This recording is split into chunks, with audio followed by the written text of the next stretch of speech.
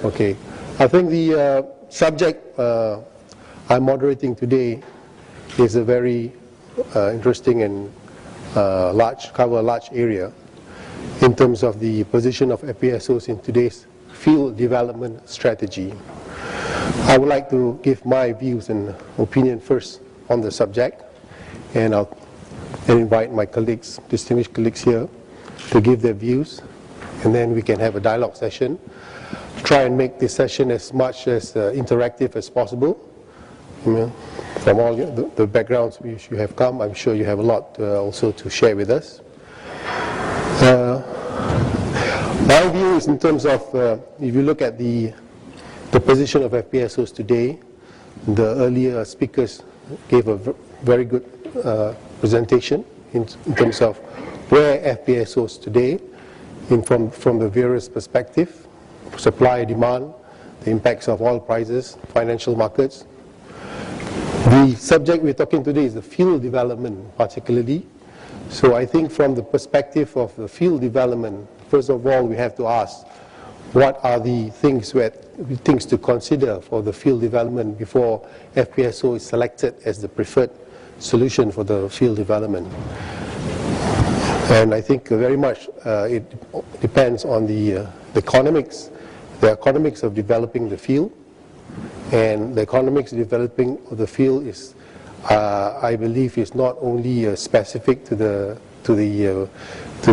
field economics. It's also to the regional economics, also to the country in terms of infrastructures, and there are a lot of other factors in terms of deciding for the selection of FPSOs for field development. And my belief is increasingly the FPSO will become more and more relevant in terms of the upstream exploration and production. As you can see from the nice charts earlier, the utilization of FPSO has been increasing.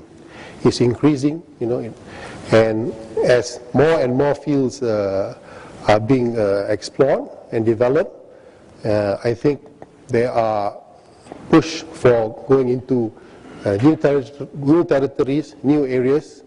Carl talked about more difficult oil, high pressure, high temperatures, gas monetization.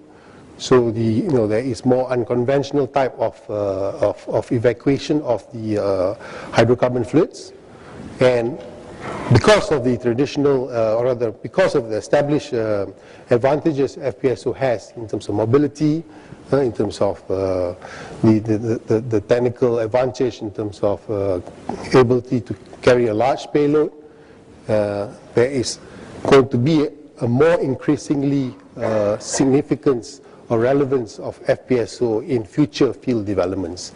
That's basically my view. I mean, a typical development for an oil field or gas field, the oil company will have to consider many factors. I mean, one of the factors which Carl did mention about is in terms of the reservoir fluid characteristics, in terms of going for enhanced oil recovery, for example, CO2 removal. There will be more push for those type of developments in future.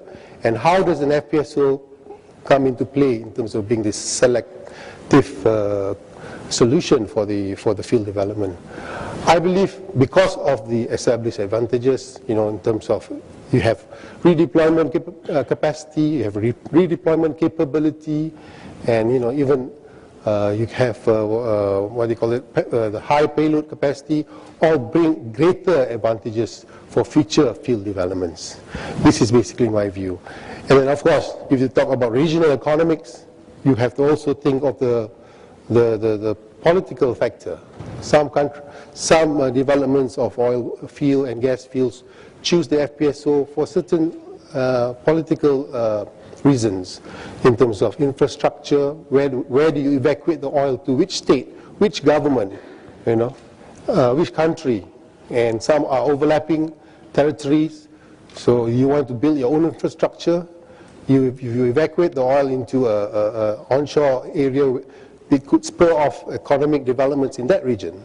So there's a lot of factors where you have to think and which drives the decision for field development. I mean, not alone price and the cost of the project, but it's a bigger perspective.